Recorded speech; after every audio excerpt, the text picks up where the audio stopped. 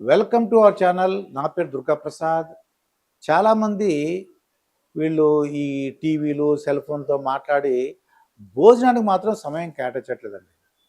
గబగబా గబగబా నిలబడి వాళ్ళు గబగబా తినేస్తుంటారు. ఆళ్ళు ఏం తిన్నామో, ఆ రుచి ఏంటి, ఆ కూర ఏంటి, ఆ టేస్ట్ ఏంటి అన్నీ కూడా వాళ్ళకి తెలియవండది. నిలబడి గబగబా తినేస్తుంటారు.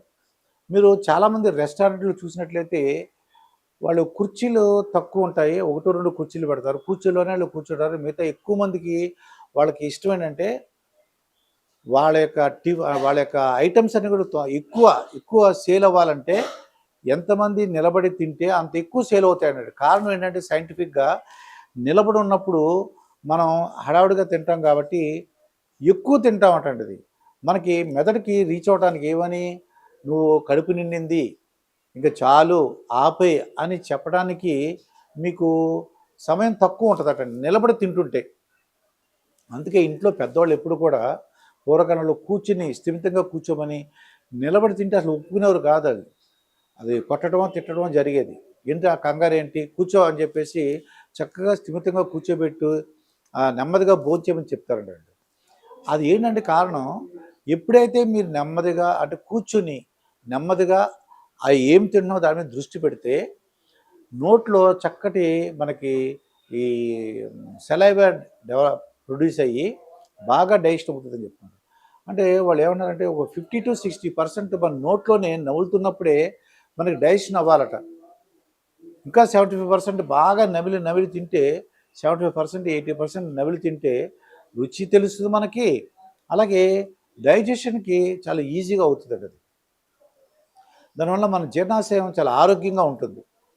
ఇది మనకి కూర్చొని తినటం వలన ఒక టైం ఉంటదండి. కొద్దిగా టైం ఏది నీకు పొట్ట నిండింది అని చెప్పడానికి ఆ సిగ్నల్ పంపించడానికి అంటే జీర్ణాశయం నుంచి మెదడుకి పంపించడానికి కొంచెం టైం ఉంటదటండి.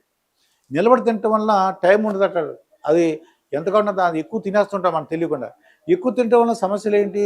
ఊబకాయం వస్తది, బీపీ వస్తది, షుగర్ వస్తది, షుగర్ లెవెల్స్ పెరిగిపోతాయి. చాలా ఇబ్బందులు అవుతదండి. అందువలన మీరు భోజనం చేసేటప్పుడు కంపల్సరీగా సెల్ ఫోన్లు గానీ, టీవీలు గానీ పక్కన పెట్టండి. మాట్లాడడం తగ్గించండి. సరదాగా కుటుంబ సభ్యులతో మాట్లాడడం వేరు. ఉత్తినే సెల్ ఫోన్‌లో మాట్లాడడం, టీవీలు చూడడం అది తగ్గించుకొని మీ ఎనర్జీ గురించి, మీ యొక్క శక్తి గురించి మీరు భోంచేస్తున్నారు. మీరు ఉత్సాహంగా ఉండాలి. ఆ శక్తి మీకు ఉపయోగపడాలి. కాబట్టి భోంచేసేటప్పుడు పూర్తిగా ఆ టైముని మీకే కేటాయించుకోండి. భోజనం చేస్తూ 4, 5 పనులు చేయకండి. అంటే ఎలా 4, 5 పనులంటే టీవీ చూడడం, సెల్‌లో మాట్లాడడం, లేదా ఇటు పక్కన ఇంకో పని చేయటం, ఇంకో పని చేయటం, ఇంకోటి ఆలోచించడం అలా చేయకండి.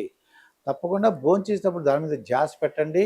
మీకు ఆరోగ్యంగా ఉంటారు. జీవితకాలం ఎటువంటి సమస్యలు రావు. మరొక వీడియోతో మీ ముందుంటాను. మీ మాస్టర్ దుర్గా.